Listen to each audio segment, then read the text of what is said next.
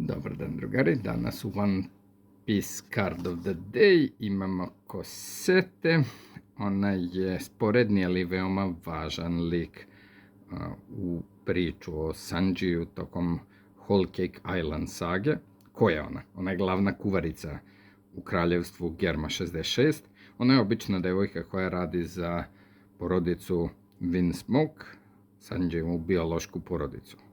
Ona predstavlja moralni kontrast između Sanjija i njegove braće, dok Sanji duboko poštuje hranu i one koje spremaju, njegova braća gledaju na kuvare kao na niža bića.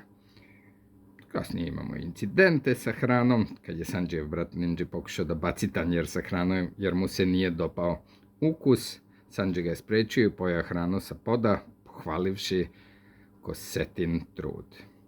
Tako da, Cosette, Kingdom of Germa, karakter. Ćao, ćao.